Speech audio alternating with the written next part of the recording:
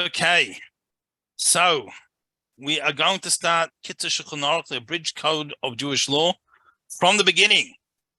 And God willing, between the odd time that we'll spend on a Yom Tov and its laws, we're going to end up, those who stay with us in the shir, we're going to finish the entire book. We've already done some, a few good chunks of it, and we're going to hopefully complete the whole thing. Now, I'm going to give a brief introduction. In concept, I probably should have given this introduction before our very first class together. Now, even if I would have, I think only half the people are the same people. But second of all, I sort of took over in the middle of the laws of Shabbos. Was in someone teaching the class before, and I have no idea what happened, but didn't continue, so I ended up taking over. So I was in the middle of something. But now that we're starting from the beginning, so now's the time for the introduction. So the first thing is, we're told, and we actually say this in davening towards the, Nuska Ashkenaz says on Shabbos, but everyone else says it on every single day, that those who learn halacha will translate as Jewish law, as in L-A-W, not L-O-R-E, Jewish law for the time being. Those who study halacha every day are guaranteed to be a ben olam haba. They're guaranteed the world to come. And this is the halacha class. Now, what does that mean? The Torah is every aspect of Torah is Hashem's wisdom. Is Hashem's product of Hashem's infinite intellect. So what's so special about halacha? So there's okay. Now that I just mentioned Hashem's infinite intellect, we can give an infinite amount of answers. But just two. But Rabbi, what book are we starting? The same book, the Code of Jewish, the Kitzur Shulchan Aruch, but we're going to start from chapter 1. Ah, I see. Okay. Chapter 1. So, on a simple level, very simple level, you can't do any other mitzvah without knowing the halacha. I mean, if you don't know how to keep Shabbos, you can't keep Shabbos. If you don't know the details of kosher, you can't keep kosher properly. So by studying halacha, this opens up every other mitzvah of the Torah to you. It's the underpinning for every mitzvah. So on a simple level, the study of halacha is what creates our opportunity to keep Judaism in every way. How do we do Luben Esrog? What is a kosher Luben Esrog? How do we do Pesach? What's proper matzah? What's all these things? So we have to study halacha to even be able to start on anything else. So that's on a simple level. Second, slightly deeper, is that halacha, at a certain extent, is Hashem's desire, Hashem's wants. In other words, certain mitzvahs are very understandable to us, but certain mitzvahs, not so. I mean, why particularly a certain species of grasshopper is kosher and another one is not? Well, Hashem decided. It's Hashem's will, so to speak. And God and He's on an infinite level, so that means Hashem's will, Hashem's intellect is also infinite. So the Torah, which is a product of this infinite intellect, the halacha, is Hashem's will. Hashem decided if two people came to a beis din, to a Jewish court, and one would claim, X, and the other one claims Y, then the decision between them is going to be such and such. That's Hashem's will. And so, since Hashem is infinite, Hashem's will is infinite, and by studying this Hashem's will, Hashem's will is unified with Hashem. It's not like a person their knowledge, there's three things. There's themselves, they're the knower. There's the thing you know about. And then there's the means of knowing, the intellectual capacity. It's three separate things: the soul, the intellectual capacity, and the thing that you know about. But Hashem is the knower, the knowledge, and the means of knowing. It's all, Hashem's an infinite creator. So Hashem's will and Hashem's knowledge is unified with Hashem's unity. So when we study halacha particularly, this is connecting to the highest levels of Hashem's intellect and Hashem's will. So that's something that's unique to halacha. So that's just this. By the way, that statement is made by Tana Deve Eliyahu. It's a teaching of the Academy of Eliyahu. And tradition is that means Eliyahu Novi, Elijah the prophet. Right? So there's actually a book, Tana Deve Eliyahu. It's all the various teachings of the Academy of Elijah the prophet. And you often have people who say, well, I wish that I could merit to study with Elijah the prophet. But, there's a whole book of all the things Eliyahu said, or not all things, but many things Eliyahu said. And it's readily available. I don't think it's translated in English yet. Maybe someone will take it on as a project. And but you can study. Person can find out. So that's the first thing. Second of all, what is halacha? We've loosely translated as Jewish law, but we will find the word halacha is not anywhere in Torah. You don't find that word. So halacha comes from, the root of the word means to go, to walk, to travel, to go. And, I'm going to oversimplify it a little bit, but the point is every one of us is on a journey. We're on a spiritual journey. And we've spoken before about Judaism is really about the journey more than the destination. Every one of us started at a different place in our journey. We had different Jewish backgrounds. We've had different exposure, different opportunities. We've lived in different places. We've all had different lives. So every one of us starts at a different place. And what matters is the effort we put in, how sincere we are, how for real. There's a term, someone who's a Yiras Shamayim. They're often translated as fear of heaven. And again, because that's the first people who translated Torah concepts into English was the church, right? And unfortunately, they've misunderstood many things and various things. If you wanted to give a accurate translation of the term, not necessarily of each individual word in the term, but what the term means, you would say it's someone who's for real. Person is for real, and that's our point, to try and be as for real as possible, develop a relationship with Hashem. And so you might think that technical details is not what you need to grow relationships. But this is why it's called halacha. It's like when we're traveling the path, we're walking along the path, we're traveling along on this journey of life. The halachas are like little signposts. So, if you go in the forest, you go on one of these hikes, you don't want to get lost. So how do you know? You're on the, what do you call it, trail? A lot of these trails have different names. The swooping bird trail, let's just say. So how do you stay on that trail and get back to where you need to go? At the very place is a sign that tells you turn this way.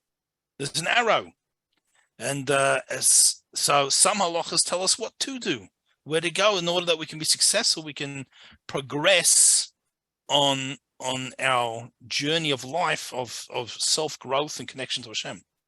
And then on the trail, there's another sign that says, warning, don't go past here because there's a cliff, God forbid, or there's crocodiles, or whatever that happens to be, warnings. So you have certain signs on the trail that tell you what not to do in order to protect you, to keep you safe. that you can stay alive. So the same thing, we have halachas that tell us what not to do, because if we wanted to be able to grow spiritually and stay alive spiritually, then there's certain things we need to avoid, and etc. So the halacha is, it's the pathway. It's the way to go. It's particularly when we study the way we do it, we seem to get into the technicalities. Do exactly this, exactly that. But like anything, the more important it is, the more the details matter. Right? I never met someone who said that they're happy to go to the brain surgeon who doesn't care about details. Or a heart surgeon who's, as long as it's generally the way it's meant to be, who cares about the little details? It's the more important something is, the more the little details matter. And etc. Okay, any questions on that before we begin? So I thought halacha is what the rabbis decide. Well, it's not necessarily what the rabbis decided. It's really what Hashem decided. Now, often, especially when we study Talmud, the same example. I just want to mention a few things about Talmud, because I think the Talmud. But there is halachot that were not decided. Yeah, but I think what happens is it sometimes gives a false understanding. So let's say, for example, if you look at, I'm going to make up a number, so it's not a scientific, we didn't actually work this out exactly and give a number, but I'm going to say 95% of every law and detail in Judaism, there's no dispute. Right. Now, when you study the Talmud, it seems to be, everything seems to be a dispute. But why is that? In the beginning. It's not that, because what's not a dispute, you say in one sentence. What is not clear, you take 10 pages to clarify. And you may have different views in that debate. So what happens is we give a false impression, like we don't agree on everything. Everything is a debate, and eventually we go like some opinion. But in fact, what it is there's a Messiah, there's our oral tradition from Mount Sinai, unbroken, and on almost everything there's no dispute. Where do we have disputes? Is that over time, due to mainly Roman persecutions and various things that was at the time, and there came to be areas that we lost our clarity. Certain areas, we had to resolve it, or new circumstances. So how do we apply? In other words, the Torah gave us a set of parameters with which to decide everything, because the Torah is eternal, but there's new things. So sometimes you seemingly have, how do you apply it? Now, I think we discussed this case a long time ago, but it's worth mentioning again. Someone asked Reb Moshe Feinstein, who was the preeminent halakhic authority in the generation after the war, they asked him in the 1960s, are you allowed to do a heart transplant? And he says, absolutely forbidden. They asked him in the early 80s. He says, it's an absolute must. You must do it. So seemingly, so people are confused. Are you allowed to do a heart transplant? Oh, a heart transplant. So seemingly the same question, but in reality, it wasn't the same question. In the 1960s, they had to harvest the heart while the person was still halachically alive. And the people who got the heart transplant didn't live very long. It was experimental. So essentially the question was, are you allowed to murder two people? I mean, I'm oversimplifying it, but that was the facts on the ground. And so, of course, he ruled absolutely not, forbidden. It's forbidden. In the 1980s, by the time they got the early 80s, they were able to harvest, or late 70s when it was he gave the letter, they were able to already harvest the organ after the person had passed away.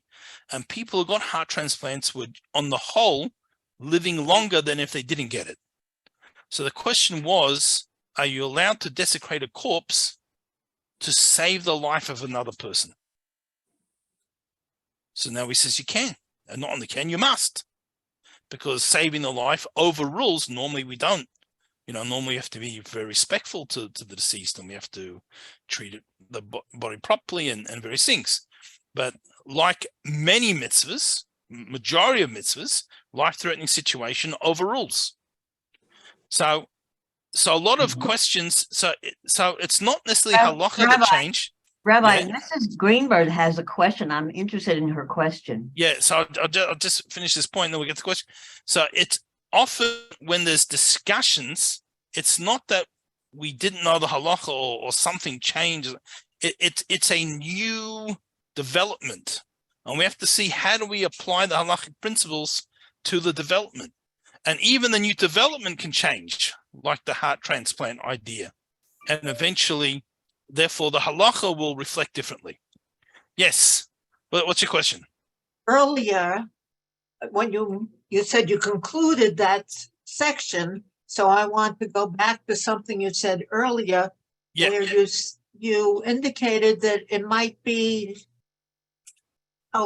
these weren't your words, but helpful or nice if someone researched this or did more looking into it. And I'd like some clarity on what you were specifically referring to. I was talking about the book Tana Devei Eliyahu. There's teachings of the yeshiva of Elijah. I was saying I don't think it's been translated into English. Saying it'd be nice if maybe one day someone will do that. That was my. But Rabbi Warnick. Yes. But we distinguish between what we find in the Torah and what rabbinic decisions that are made for the rules of our life. Yeah, so let's again, that's not, there's different things here. So number one is sometimes discussion in the Talmud is what is the Torah law? It's about what is the actual Torah law, even though you might have a different view or a different potentially in the discussion, but it's to come to a resolution. What does the Torah want from us in this situation? So it's not rabbinic law. On the rabbinic, there can be an easement, but on the Torah, there can also be rabbinic decrees. So let's leave those aside for a second. Come back to them. But often discussion Talmud, it's not a rabbinic law. As a matter of fact, there's very little dispute about rabbinic laws because it was they made it themselves. It was a Sanhedrin. No, not anyone can make rabbinic law, but the Sanhedrin did that in the not long before the Talmudic times or during Talmudic times. But a lot of the discussion is what is the Torah law? In other words, how do we apply it to this case? What is it Hashem wants from us? Now, sometimes the discussion and debates are not real debates. In other words, yes, there are times where we actually have different opinions as to what does the Torah want from us in that situation. But often, that's not the case. In other words, often what happens is we know the answer when we ask the question. So why do we go through 7 or 8 different options before we come to the final answer? Because we want to prove beyond a doubt that this is the answer. Right? In other words, we don't want future generations to come and say, oh, why are you saying that's the answer to the question? I've got a different idea. I think because of this and this should be something else. So to avoid that misconception and these mistakes, we'll go through anything that could be remotely possible and say, well, is this, maybe this is the answer. No, can't be that because of this reason. Okay, let's try this. Well, can't be that because of this reason. Let's try something else. And then we come to our final conclusion. Now, occasionally that happens because we really don't know the answer, and we do a process of elimination until we come to correct answer. But often that discussion is just to be able to show clearly that this is the correct tradition from Messiah handed down from Mount Sinai, and people shouldn't make mistakes. So even some of the discussion is not real doubt. So and again, that makes it seem like a bigger doubt than there is. And like I said, the topics that are actually debated are the vast minority. That just takes up a lot of space, because if everything is clear, there's nothing. It's about 15 books, yeah. Yeah, no, it takes one. Everything that's clear takes a word. It takes a sentence. It's clear. It's the issues that are not clear that take up a lot of space and a lot of discussion and a lot of. So even though it's over a minority, but that appears to be the bigger. It gives the appearance of being the main theme. So that the Talmud is everyone's far more unified than perhaps it appears so. Okay, yes, we do have rabbinic laws. I often use muksa as the classic example.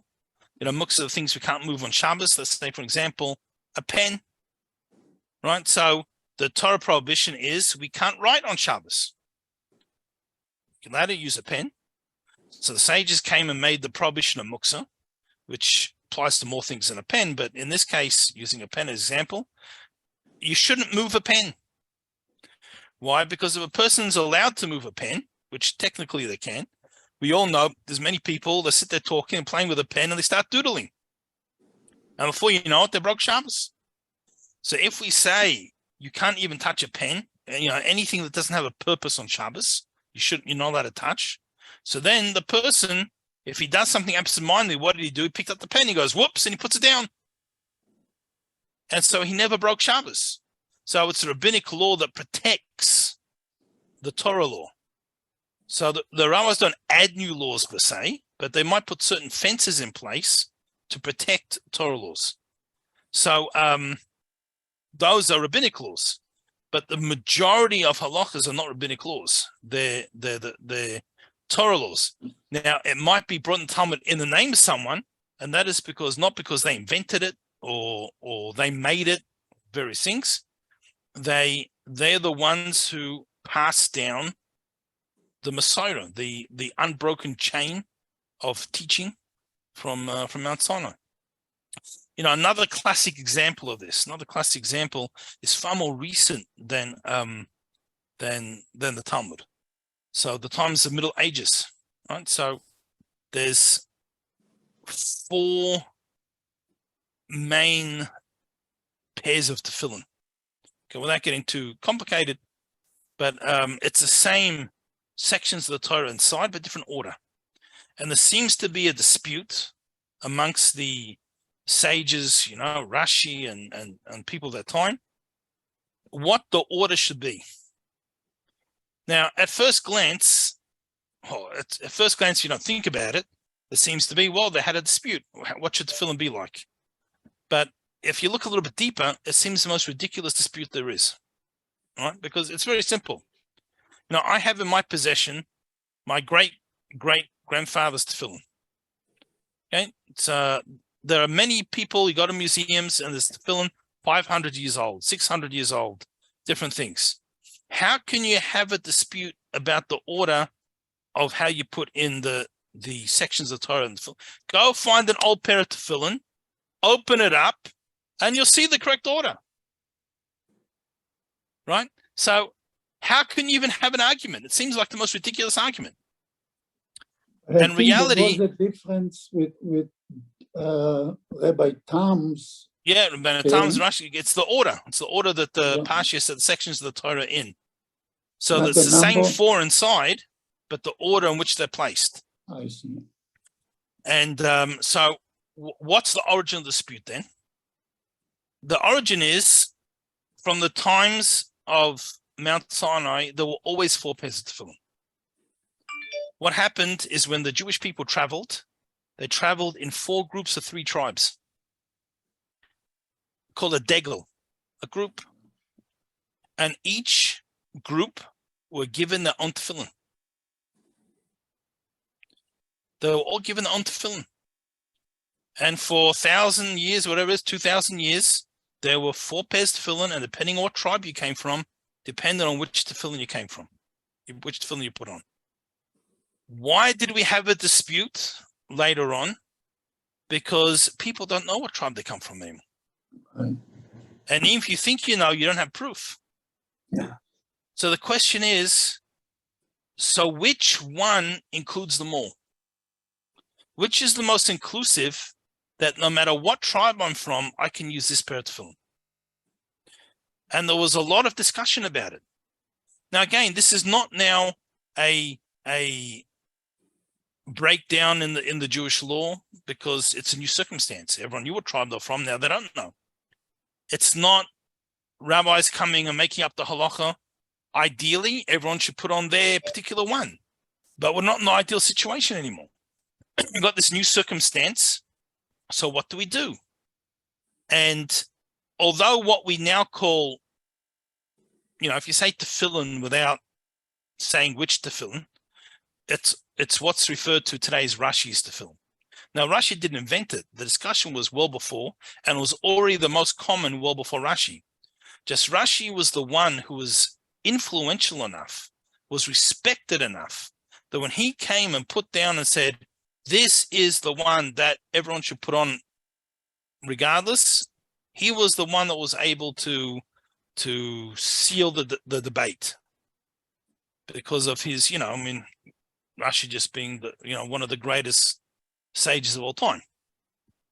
So that's why it's called Rashi's tefillin. I know somebody that puts on two pairs of tefillin.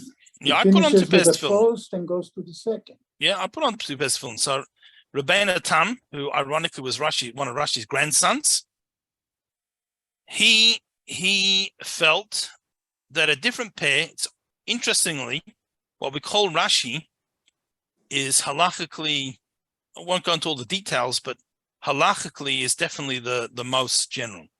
But Rabbeinu Tam's, and again, he didn't invent it, but he was the one who pushed it, is Kabbalistically the most general. And the Shulchan Aruch rules, not the abridged code, but the full Shulchan Aruch rules, that like Rashi, this is the film puts on. But it says if you want to be a Yirei Shamayim, right, you want to be someone that really wants to go to full length to make sure you do the mitzvah properly, also put on this one. And the other two are generally not accepted halachically as being the general ones. There are certain Kabbalists who put on all four pairs of tefillin. Babach Rebbe, for example, put on four pairs of tefillin. But it's something that's for unique individuals. But for regular people, it's one. Or, if they really want to make sure go full hog, then they, not a very Jewish expression, is it? But anyway, you go. I'm just going to say, Rabbi, how could you say that? Then you put on the second one as well. What is the source about the four pairs being given to the different Degolim? It's I wasn't planning to discuss it. If someone asked a question, got there, so I didn't look it up. But it's maybe it's Midrash Tanchuma or something like that. It's okay. Yeah, it's so that's so halacha, even though we'll say a ruling might change, and I know we're sort of running out of time for even learn something inside, but I just want to give one last example. Even right now, you could have someone ask what is seemingly the identical question, and you'll give a different ruling. Give a quick example. Let's say there's someone who lives in Crown Heights, for example, where there's every kosher store, every kosher thing you can get is sold there. And this person was brought up in a very religious family, kept certain stringencies, maybe beyond the letter of the law. And all he's got to do is walk across the road to his corner store and you get those products. And he calls out the rabbi and says, do I have to keep this stringency? Well, the rabbi is going to say, yes, you do. Now, let's say you have someone who lives out of town and there's not many things available. And they've just started recently keeping kosher. And they heard about this stringency. Again, it's not something a must. It's a good thing. And for them to get that, they have to order it weeks in advance. And half the time it won't come. And they call up the rabbi and they ask, do I have to do this? The rabbi is probably going to say no. Because he's going to be worried if I make it too hard for this person, they're not going to keep kosher anymore. and it's a stringency. It's not a red line. So seemingly, two people ask the same question, but they got a different answer because their circumstances are different. And very often, when you see a dispute in the Talmud, they have a discussion, and Talmud says, well, actually, they're not arguing. One's talking about in Babylon, one's talking about in Israel, or one's talking about this type of tree and this one. So another thing we have to bear in mind is that, halakha, it's not dead. It's something that's like a living organism, and how it applies depends on circumstances. Really, there's three ingredients. There's the precedent, so in other words, the written halakha. There's the unique circumstances, and there's what you want to achieve. Meaning, like in that case that the most recent example I gave about the person who just started keeping kosher out of town, as opposed to someone who were brought up that way and they have everything available. So these one you want to achieve not making it too difficult, and the other one you want to achieve that they should not drop their standards. So there's a lot that goes into halachic ruling. All right. So with that introduction, God willing, we'll start tomorrow inside chapter 1. Thank you, Rabbi. Thank you, Rabbi. No Thank you, problem. Rabbi. See you then. You all stay safe. Take Thank you, care. Rabbi. Good night.